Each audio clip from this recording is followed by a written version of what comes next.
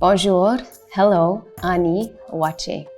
Je m'appelle Erin Pelletier, je suis un médecin de famille et je m'intéresse particulièrement au cancer. Mon rôle au sein du programme régional de cancérologie du Nord-Est consiste à donner une voix aux membres des communautés des Premières Nations, des Métis, des Inuits et des Autochtones en milieu urbain. Depuis que j'ai assumé ce rôle en septembre 2019, je suis probablement déjà allée dans votre communauté ou j'ai probablement déjà parlé à certains des membres du personnel de votre centre de santé.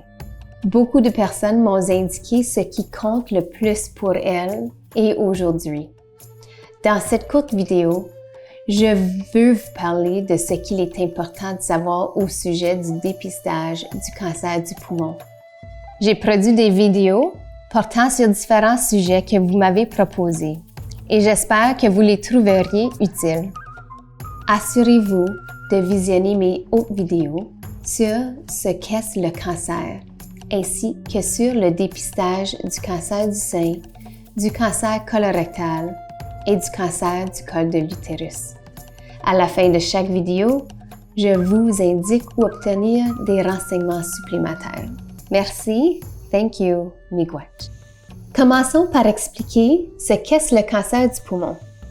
Le cancer du poumon se produit lorsque des cellules dans le poumon se multiplient plus rapidement que les autres et d'une manière différente, ce qui peut entraîner dans le poumon des changements, comme la formation d'une tumeur qu'on ne peut ni voir ni sentir.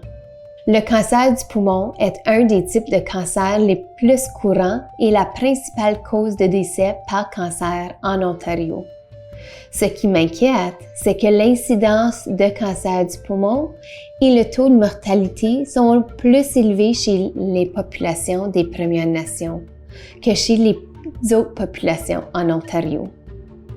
La raison pour laquelle le cancer du poumon cause tellement de décès, c'est qu'habituellement, quand on finit par le détecter, il s'est propagé à d'autres parties du corps et il est trop avancé. Lorsque le cancer est répandu ou avancé, le traitement a moins de chances d'être efficace. Si vous présentez un risque élevé de cancer du poumon, le fait de passer régulièrement un test de dépistage peut considérablement réduire votre risque de mourir de ce type de cancer. Le dépistage du cancer du poumon n'est pas encore offert partout dans la province. Horizon Santé Nord à Sudbury est un des hôpitaux qui est choisi pour effectuer le dépistage du cancer du poumon. Ce dépistage est réservé aux personnes qui présentent un risque élevé de cancer du poumon. Qu'est-ce que cela signifie au juste? Vous pourriez être admissible au dépistage du cancer du poumon si vous avez entre 55 et 74 ans, vous avez fumé des cigarettes tous les jours pendant au moins 20 ans, même si vous ne fumez pas actuellement. Si ces deux critères s'appliquent à vous, vous pouvez être adressé au programme de dépistage. C'est la première étape. À la deuxième étape, un intervenant pivot en dépistage vous appellera pour vous poser des questions plus détaillées sur votre santé. Ces renseignements, comme votre usage du tabac et votre passé familial, entre autres, aideront l'intervenant pivot à déterminer si vous présentez un risque élevé. Si, selon vos réponses aux questions, vous présentez un risque élevé, on vous prescrira un examen appelé examen par tomodensitométrie à faible dose.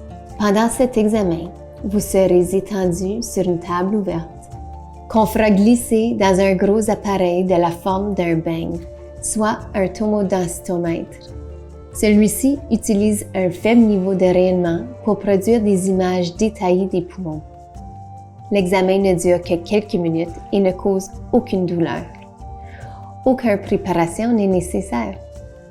On ne vous administre aucun médicament ni aucune injection durant l'examen.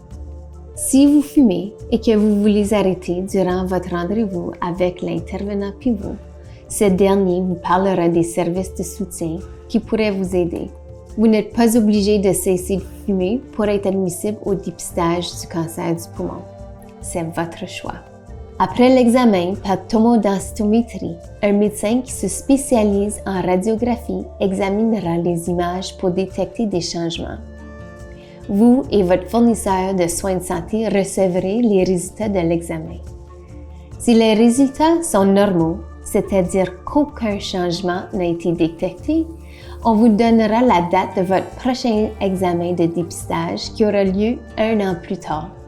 Si les résultats sont anormaux, c'est-à-dire que les changements ont été décelés, l'intervenant pivot prendra des dispositions nécessaires pour que vous subissez d'autres examens et en informera votre fournisseur de soins de santé.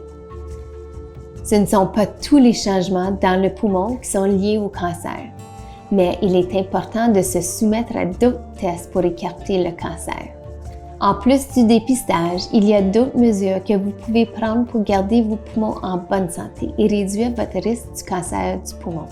La meilleure façon de réduire votre risque, c'est de ne pas fumer le tabac commercial. Plus vous fumez et le plus longtemps vous fumez, plus vous risquez d'avoir le cancer du poumon. Le tabagisme est associé à plusieurs types de cancers et à d'autres maladies. Aucun produit de tabac commercial n'est inoffensif, peu importe la quantité consommée.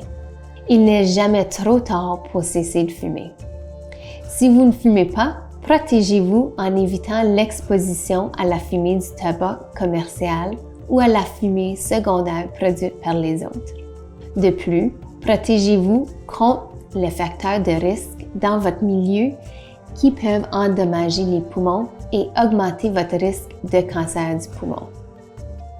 Il peut s'agir de la pollution de l'air ou de la présence de radon ou d'amiante, entre autres.